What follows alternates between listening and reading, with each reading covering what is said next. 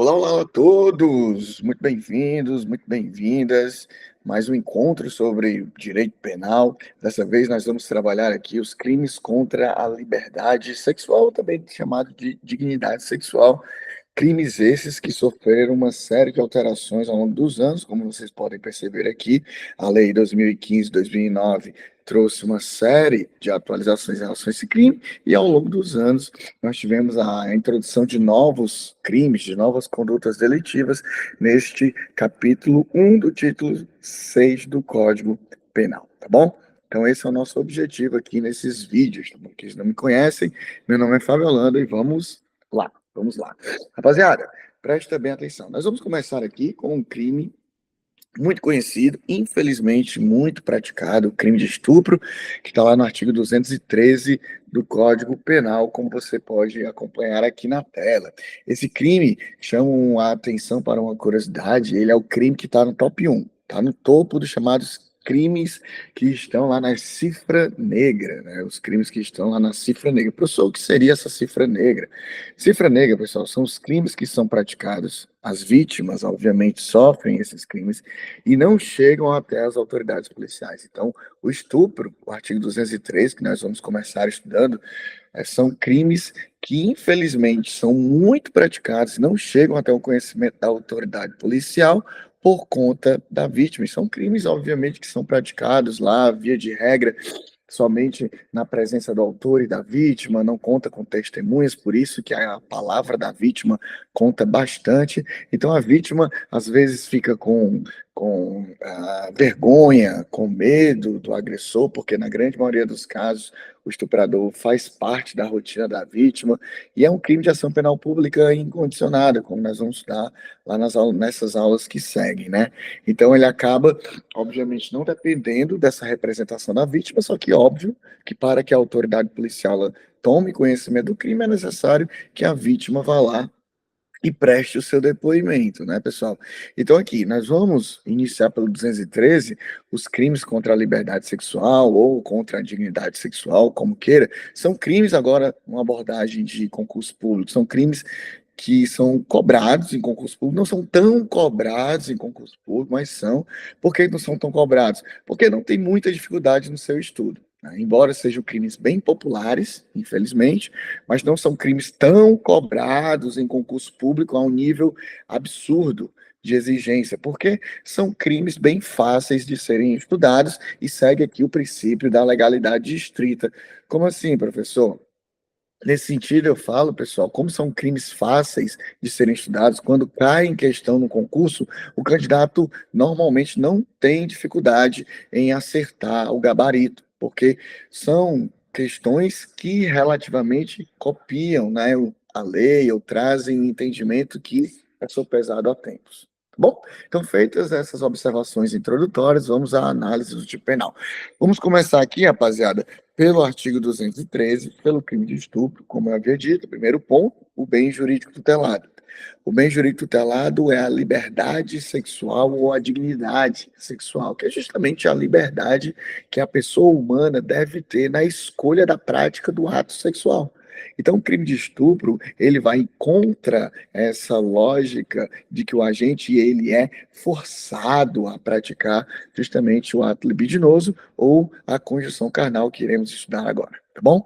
Outro ponto interessante, ainda sobre o bem jurídico tutelado, que é o nosso primeiro ponto, é justamente a questão da redação da Lei 12.015/2009. Olha só que interessante. Aqui, pessoal, em 2009, nós tivemos uma atualização legal que incorporou ao 213 o artigo 214. Como assim, professor? Se você prestar bem atenção aqui na tela, o artigo 214 ele foi revogado pela Lei 12.015, que foi a mesma lei, acompanhe, que alterou o 213. Ah, professor, então nós tivemos o 214, o abolício crimes? Não, não, não, não, não. Do 214 e 213, a lei trouxe o que nós chamamos princípio da continuidade normativa típica. Repito, princípio da continuidade normativa típica. Por quê? Porque o artigo 214, ele previa o crime de ato libidinoso. Então, o 214, ele trazia a conduta criminosa da prática do ato libidinoso. Então, nós tínhamos, antes de 2009, duas condutas criminosas. O 213 trabalhava com estupro, que era apenas a conduta da conjunção carnal, ou seja, antes de 2009, somente praticava estupro quem praticasse conjunção carnal. E no 214, isso obviamente antes de 2009, e no 214 trazia o crime de ato libidinoso. Então nós tínhamos dois crimes diferentes, o crime de estupro e o crime de ato libidinoso. A partir de 2009, com a lei 2015, ato libidinoso e conjunção carnal passaram a ser crime de estupro. Então, por isso que é o princípio da continuidade normativo típica. Houve apenas o quê, professor? Houve apenas a revogação formal do tipo penal. Houve apenas a revogação formal do tipo penal, ou seja, o crime ele foi apagado do código, revogação formal, mas a matéria criminosa foi transportada, os atos libidinosos foram transportados do 214 para o 213. Então houve apenas uma revogação formal, enquanto que a matéria, ato libidinoso, a matéria criminosa veio para 213 e a partir de 2009, o crime de estupro ele contempla as condutas conjunção carnal e ato libidinoso. Tudo bem? Princípio da continuidade normativo típica. Princípio da continuidade normativo típica. Tudo certo? E aí, professor? Vamos lá comigo. Então, o crime de estupro, ele traz a seguinte redação: constranger alguém, mediante violência ou grave ameaça, a ter conjunção carnal, ou a praticar ou permitir que com ele se pratique outro ato libidinoso. Vamos aqui, pessoal, primeiro dar uma olhada nos sujeitos do crime. Bom, quando nós falamos, obviamente, sujeitos do crime, nós estamos nos referindo ao sujeito ativo, que é o criminoso, e o sujeito passivo, que é a vítima. Então, vamos lá, ponto 2, sujeitos do crime. Vamos lá. Quanto ao sujeito ativo e passivo, até 2009, preste bem atenção, até 2009, nós tínhamos um crime bipróprio. Certo? Olha só que modificação nós tivemos. Até 2009, nós tínhamos, quanto ao sujeito do estupro, um chamado crime bipróprio. Por quê? Porque até 2009, só quem podia ser sujeito ativo era um homem, ou seja, crime próprio contra o sujeito ativo, e só quem poderia ser sujeito passivo até 2009 era a mulher. Portanto, nós tínhamos sujeito ativo próprio, o homem, sujeito passivo próprio, a mulher, por isso que até 2009 o crime ele era bipróprio. Só haveria estupro se fosse um homem praticando estupro contra a mulher. Óbvio que isso foi alterado pela lei em 2009 e, consequente, avanço jurisprudencial e doutrinário, e hoje não temos mais o crime bipróprio, o que nós temos é um crime bicomum. Então, hoje, quanto aos sujeitos, nós temos um crime bicomum. O que isso significa, professor? Significa que, quanto ao sujeito ativo, o crime ele é comum, ou seja, pode ser praticado estupro por homem ou por mulher, e quanto ao sujeito passivo, o crime também é comum, ou seja, pode ser praticado por homem ou por mulher, crime bicomum. Aí vem uma curiosidade, né, que os livros colocam, embora seja uma coisa bem óbvia, na minha opinião, cai muito em prova quando é cobrado esse tipo de crime, e os livros trazem essa observação. Não entendo por quê. É em relação ao estupro de pessoas que trabalham com sexo, né? Os prostitutos, as prostitutas. Será que uma prostituta pode ser vítima de estupro? Essa é a pergunta. Nossa, absurdo, né? Enfim, tenho que relatar isso para vocês, embora a resposta seja bem óbvia, né? Claro, né, pessoal? Não é porque a pessoa ela trabalha com a comercialização do próprio corpo, trabalha com a prática de atos sexuais, que ela não pode ser vítima de estupro. Então, pode muito bem, sim. Pode ser que o agente, sujeito ativo, ele contrate os serviços de uma acompanhante, de uma prostituta, e durante a prática do ato sexual, ou antes da prática do ato sexual, ela diga: não, não, não quero mais, ou não, eu não quero praticar um ato sexual. E aí o agente ele força ela a praticar mediante violência ou grave ameaça. Estupro, estupro. Então, não existe, pessoal, essa loucura ao afirmar que prostituta não pode ser vítima de estupro, tá bom? E aí, professor, Outra questão bem interessante, tá? Chamam a atenção aqui agora, pessoal, com relação a outro sujeito passivo. Então, trabalhamos sujeito passivo comum, a vítima pode ser qualquer pessoa. Trabalhamos dentro do sujeito passivo a observação da prostituta ou prostituta, enfim. E outra observação, o artigo 226. Ainda estamos no sujeito passivo do crime de estupro. Olha aqui, ó. O artigo 226, inciso 2 do Código Penal, ele traz a seguinte ideia. Presta atenção. Presta atenção, ó. Ele fala: a pena é aumentada, artigo 226, inciso 2, de metade se o agente é ascendente, padrasto, madrasta, tio, irmão, cônjuge, companheiro, tutor, curador, preceptor ou empregado da vítima, ou por qualquer outro título tiver autoridade sobre ela. Olha só que interessante. Aqui nós temos uma causa de aumento de pena para os crimes, de uma maneira geral, contra a dignidade sexual. O artigo 226, inciso 2, repito, ele fala que a pena será aumentada, repito, esse aumento de pena do 226 serve para os crimes contra a dignidade sexual. Estou chamando a atenção nesse momento em relação ao estupro. Ele diz que a pena ela será aumentada de metade se o agente criminoso é ascendente, padrasto ou madrasta, tio, irmão, cônjuge, companheiro, tutor, curador, preceptor, empregador da vítima ou por qualquer outro título tiver autoridade sobre ela. Tá bom? Então, essas pessoas aqui que figuram no sujeito ativo, elas terão a pena aplicada da metade, lá na terceira fase da dosimetria da pena, tá? Então, a causa de aumento vai aumentar da metade nessas pessoas que estão aqui. E aí, professor, quero chamar a atenção, pessoal, a uma construção jurisprudencial que é em relação a isso aqui, ó, cônjuge, essa figura. Olha só, é meio chocante o que eu vou falar agora, né? Mas, perdão pela minha voz, estou um pouco gripado, final do semestre, enfim. Olha só, eh, havia-se a discussão, havia-se o questionamento se, por um acaso, né, o marido casado poderia praticar estupro em relação à esposa. Olha só que loucura. Às vezes a gente tem que falar o óbvio, né, pessoal? Mas havia essa discussão alguns anos atrás, se por um acaso existia o crime de estupro, se poderia existir o crime de estupro dentro da relação conjugal. Entende? Se a esposa ela poderia estar estuprada pelo marido. E aí, professor, nós tínhamos um entendimento de que não, de que a esposa, ela não poderia ser estuprada pelo marido, porque um dos deveres conjugais é a prática do ato sexual. Então, em tese, nenhum dos cônjuges poderia, né, se abster, poderia negar a prática do ato sexual, já que a prática do mesmo ato sexual era um dos deveres do casamento. Olha que absurdo isso, né?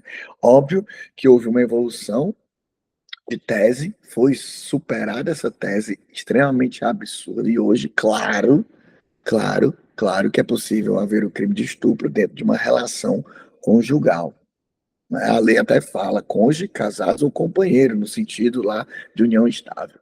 Então, claro que pode ter. E eu falo, senhoras e senhores, como um estudioso do direito penal, afirmo que olhando algumas situações estatísticas e casos concretos, boa parte dos crimes de estupro, eles são praticados na relação conjugal, né? Eu acho que não é difícil você imaginar isso, tá bom?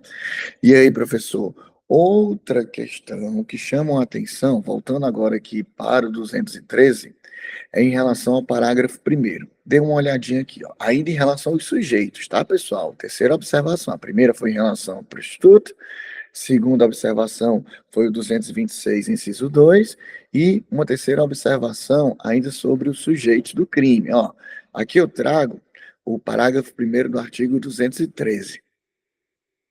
Olha o que é que ele diz.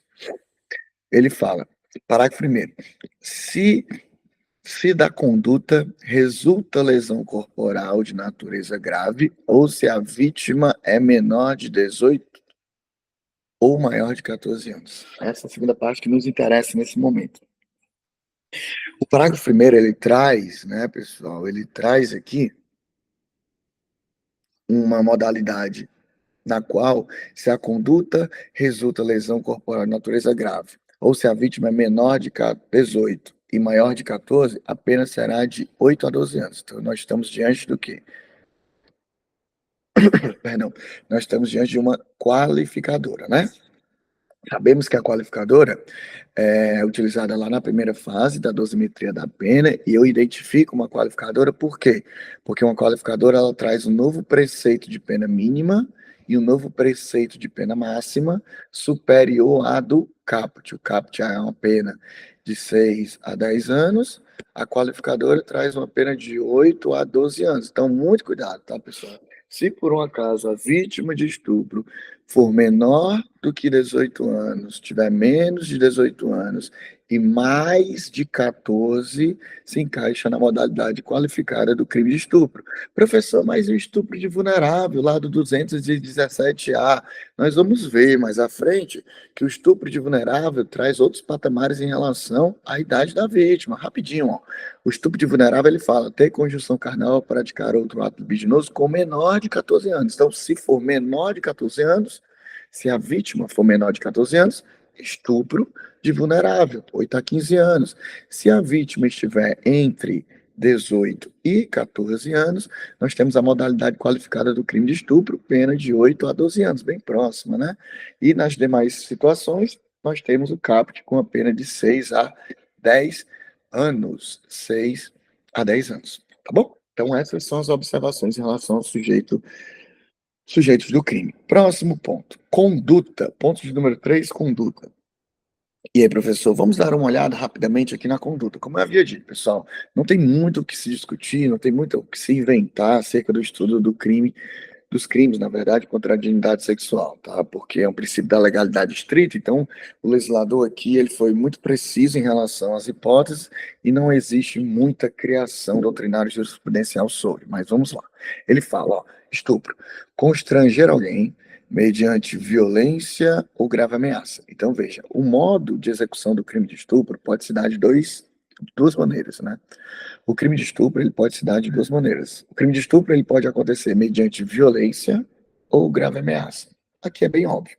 Quando nós falamos que o crime de estupro ele pode se dar mediante violência, nós estamos falando de uma violência física, uma violência empregada sobre o corpo da vítima.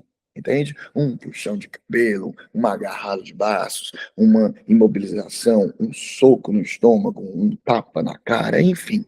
Nós estamos falando de uma agressão física. Então, quando nós falamos mediante violência, nós estamos nos referindo justamente à lesão corporal na vítima. Professor, e se por um acaso essa lesão corporal ela se torna uma lesão corporal grave ou se a vítima vem a morrer? Pois bem, presta bem atenção no que eu vou dizer aqui. Quando se fala mediante violência, nós estamos falando em no máximo, uma lesão corporal de natureza leve. Entende? Então, quando se fala em violência, é uma violência física, no máximo uma lesão corporal de natureza leve. O agente ele imobilizou a vítima, causando, por exemplo, algumas escoriações no corpo. Escoriações leves ou hematomas no corpo da vítima. Tudo bem, se encaixa ainda no caput. Porém, se dessa violência causar, olha aqui, ó, uma lesão corporal de natureza grave, nós já saímos do caput de 6 a 10 anos para entrar na qualificadora do parágrafo 1º de 8 a 12 anos.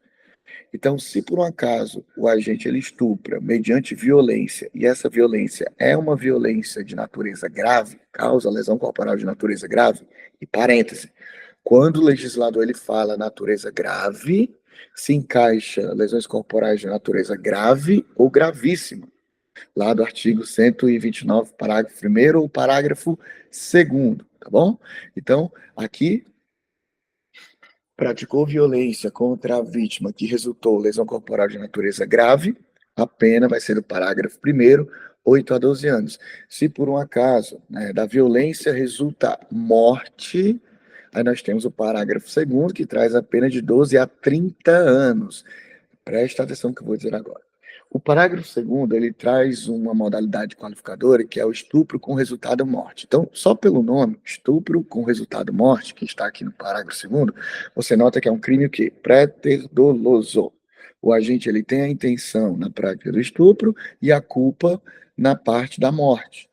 E aí, professor, mesmo assim a pena é absurda, né? É absurdo. Ah, professor, tudo bem, pode ser um crime pré-doloso? Pode, mas pode ser um crime extremamente doloso? Também pode. Também pode.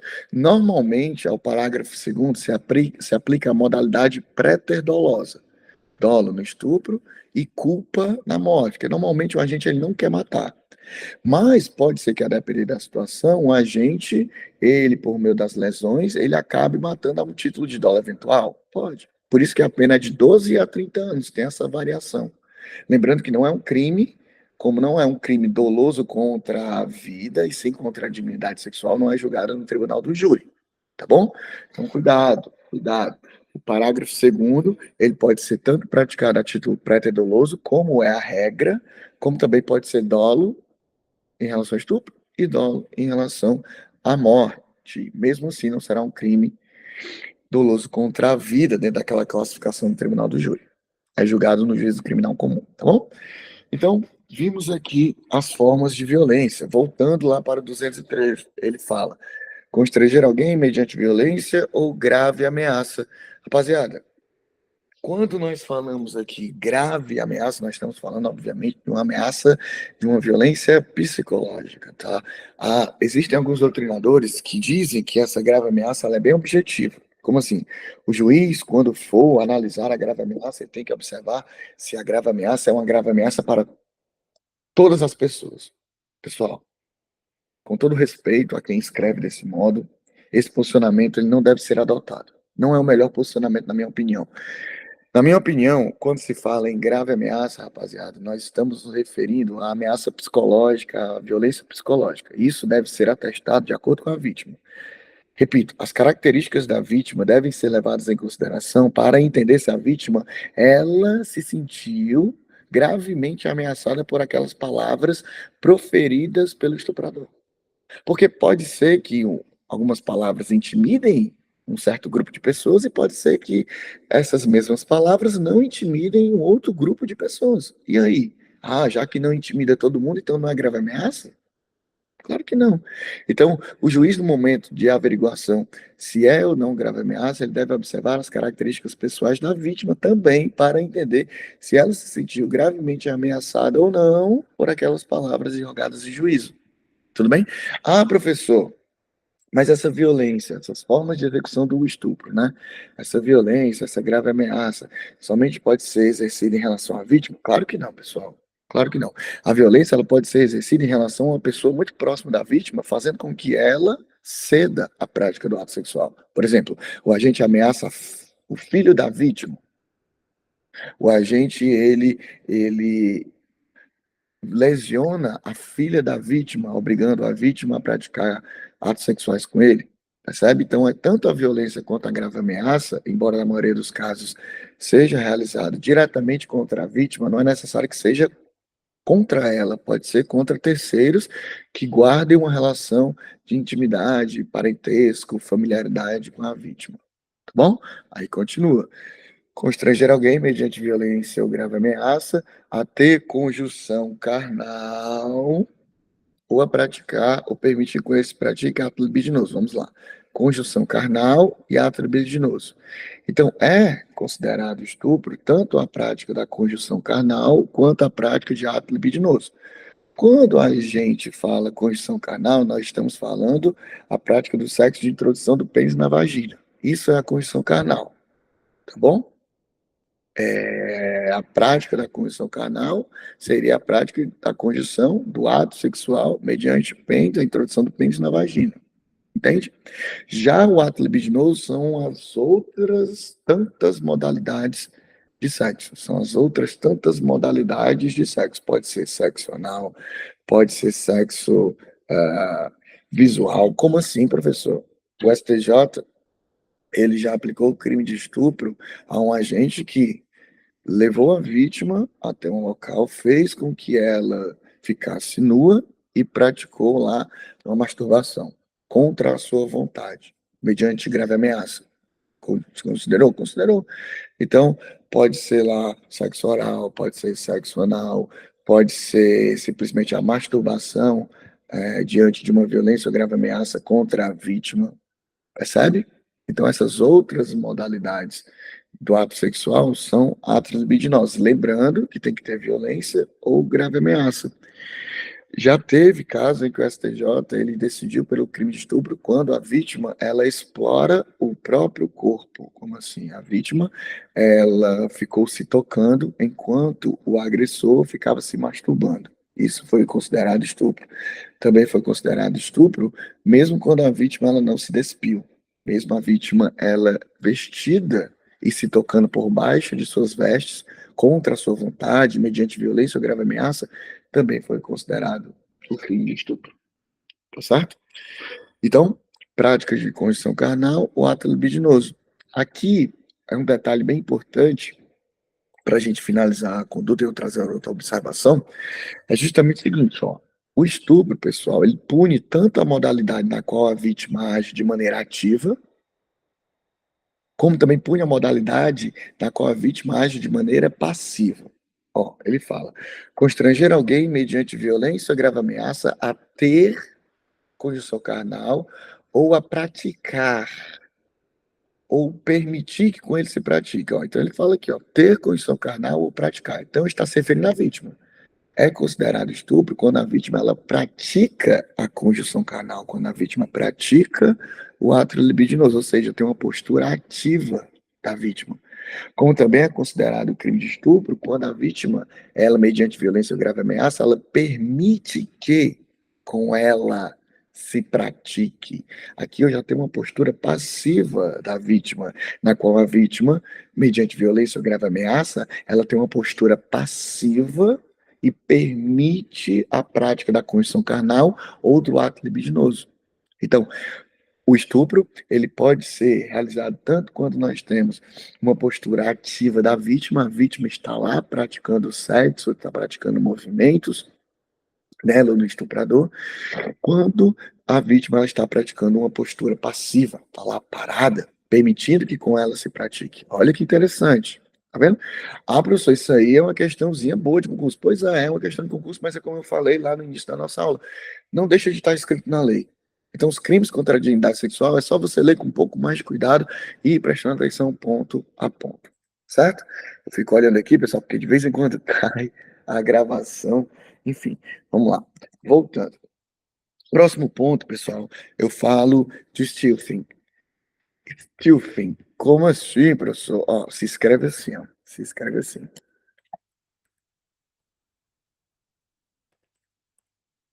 Stilthing, aqui, ó. Tá? E aí, professor? Aqui, ó. Stilthing, tá? Se pronuncia assim. É justamente o que mostra essas figuras aqui, ó. Ó, nunca tinha visto essa figura, não. Retirada do preservativo sem consentimento. Tá aqui, ó. É justamente isso. A conduta, pessoal, do Stilthing, desculpa a pronúncia e tal, ela é ou não é considerado crime? É como nós vimos aqui, a retirada do preservativo sem o consentimento da outra pessoa é considerado crime de estupro? Essa é a pergunta, né? A retirada do preservativo durante a prática do ato sexual sem o consentimento da outra pessoa é considerado crime, né? O stealthing, né? Será que é considerado crime? A verdade é que depende. Nós temos, pessoal, em alguns países da Europa, uma legislação específica para esta modalidade, na qual eles consideram, sim, como sendo uma modalidade criminosa, o stealthing, que é justamente essa conduta de retirar o preservativo durante a prática do ato sexual. Então, tem alguns países que trazem um tipo penal específico para isso, mas o Brasil não traz. E aí a gente tem que se virar com o que nós temos. Então, será que a pessoa está lá praticando um ato sexual com a outra e de maneira lá furtiva, ela tira o preservativo sem o consentimento da outra, tirou o preservativo e continuou o ato sexual. Será que ela pratica crime de estupro? A verdade é que depende, depende. Como assim, professor? Primeiro exemplo, anote aí, exemplo 1. Exemplo 1 seria o seguinte: os sujeitos estão praticando lá um ato sexual, os sujeitos estão praticando um ato sexual, e durante a prática do ato sexual, um deles tira o preservativo sem a anuência da outra pessoa e continua a prática do ato. Essa outra pessoa nota que o preservativo foi retirado e aí tenta resistir, diz que não quer mais. Não, não, Parou por aqui, a gente tinha um acordo, o acordo era usar preservativo, eu não quero mais. E aí, essa pessoa resiste.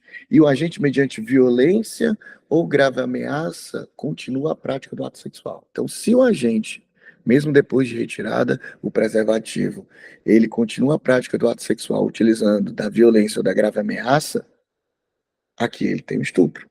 Aqui se tem o estupro. Tá?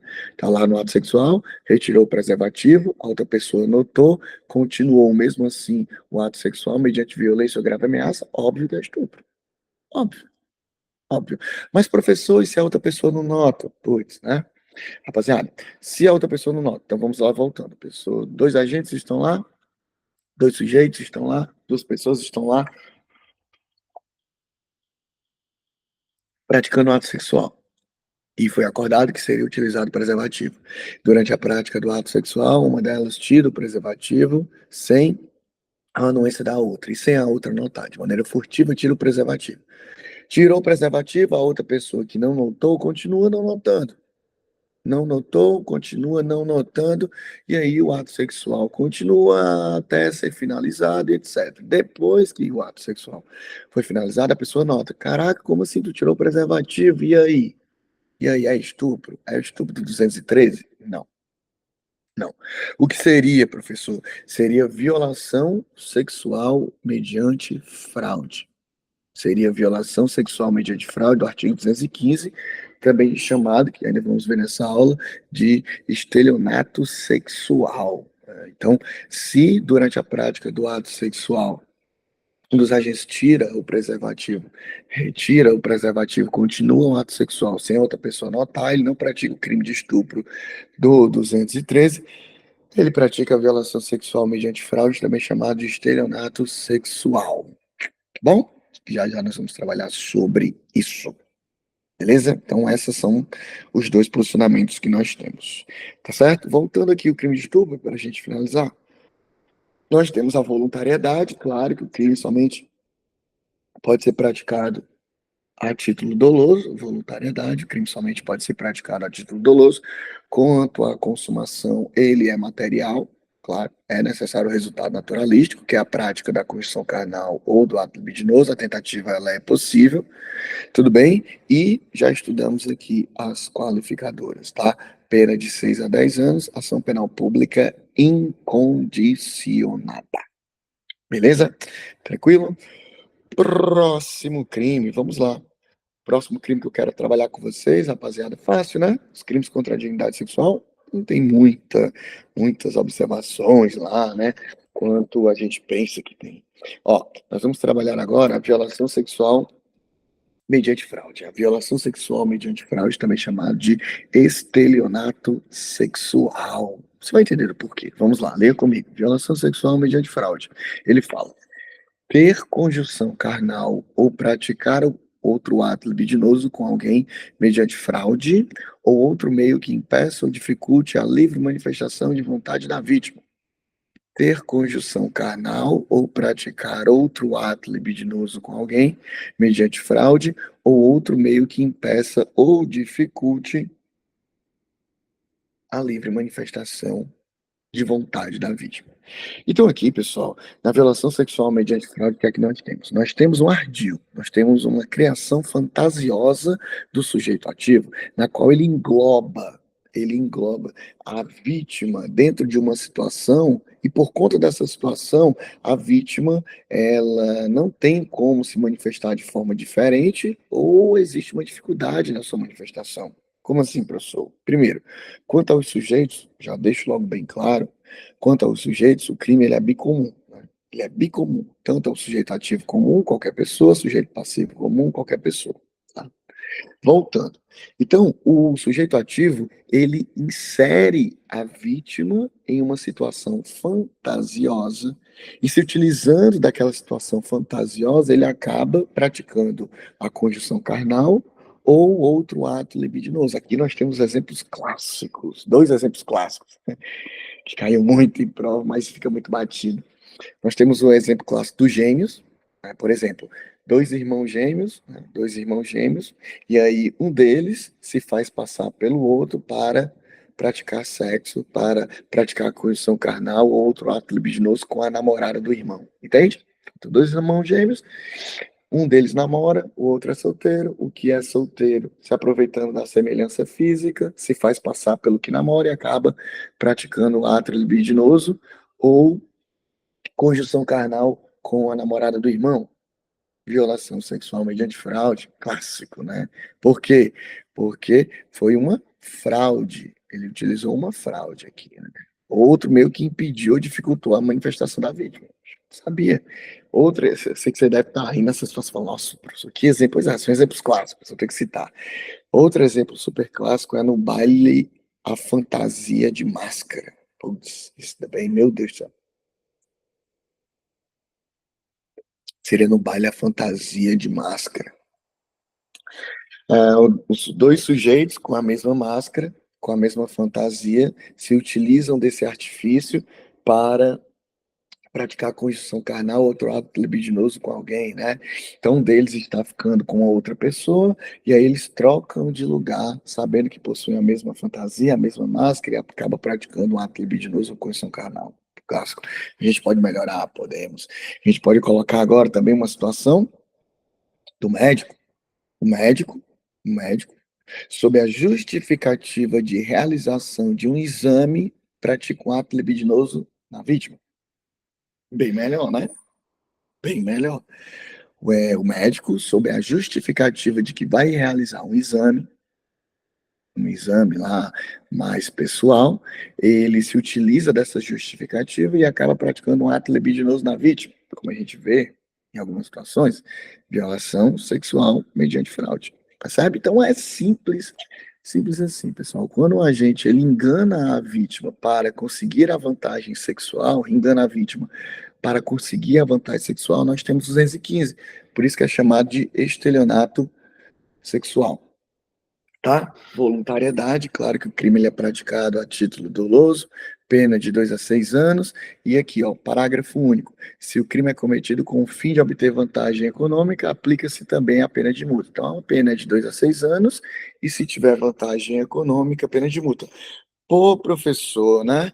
Por que que a pena é tão baixa se comparada ao crime de estupro? Porque inicialmente tem a anuência da vítima. Inicialmente tem a anuência da vítima, entende?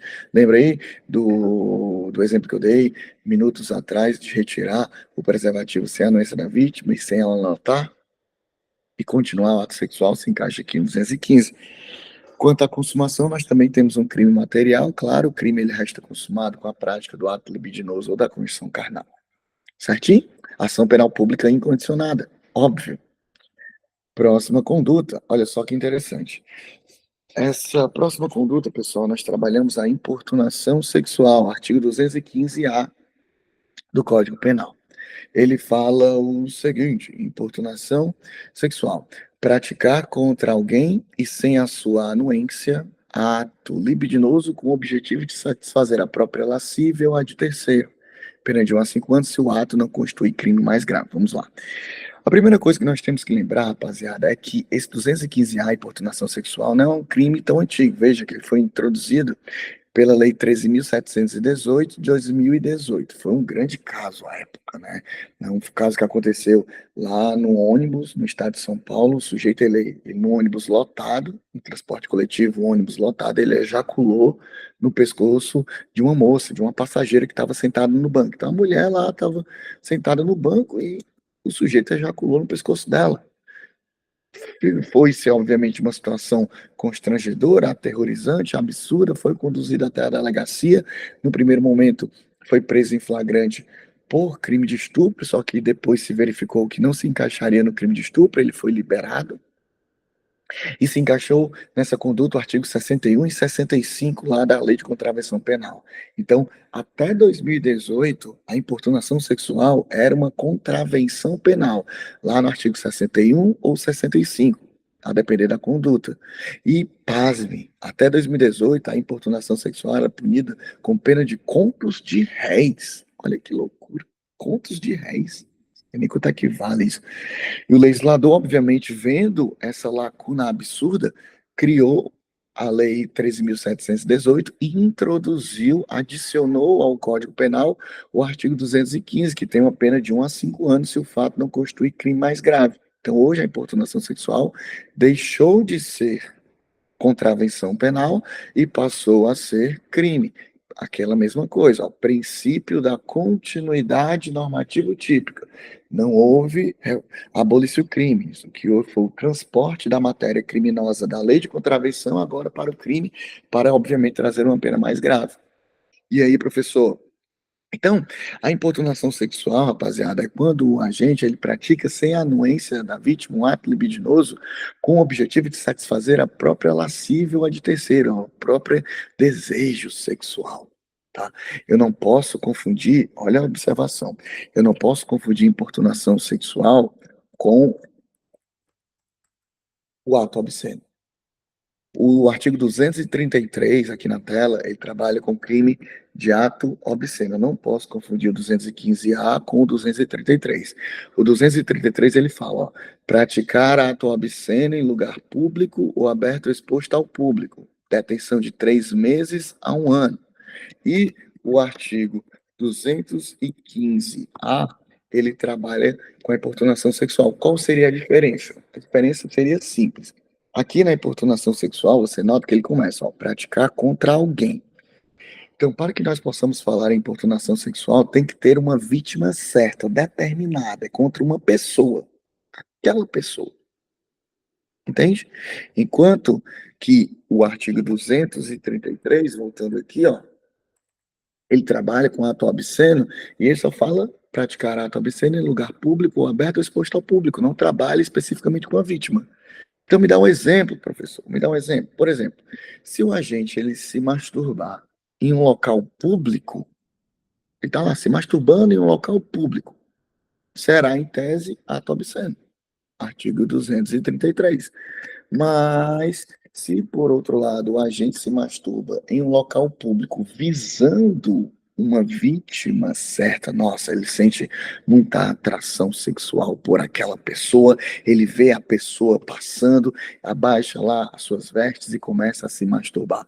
Em relação à vítima certa, é 215A. Então essa é a diferença. Entende? Essa é a diferença. Mas, professor, eu tenho que tomar muito cuidado aqui com a pena, é verdade. Próxima observação, subsidiariedade. Como assim, ó? Note, a pena ele fala reclusão de 1 a 5 anos se o ato não constitui crime mais grave. Se o ato não constitui crime mais grave. O que seria isso? Pessoal, simples. Porque a depender da situação, a conduta ela pode saltar de importunação sexual para estupro. Se por um acaso houver violência ou grave ameaça para a prática do ato libidinoso, nós teremos o crime de estupro. Então, se por um acaso o agente ele está lá contemplando lasciviamente, contemplando com desejo sexual a vítima, ele vai lá e começa a se masturbar. A vítima ela sai de perto, a gente puxa a vítima cai ao chão. A partir desse momento, irmão, já vai ser o quê? Estupro. Então, se o agente para se contemplar lasciviamente, se utiliza de violência ou grave ameaça, estupro. Tá certo? Tranquilinho? Beleza? Então, pessoal, por agora é só 3 crimes aí top para vocês dar uma olhada, dar uma aprofundada e a gente segue, né, com outros crimes importantes contra a dignidade sexual. Mas por enquanto é só, para não ficar muito grande o vídeo. Tchau, tchau, gente. Até a próxima.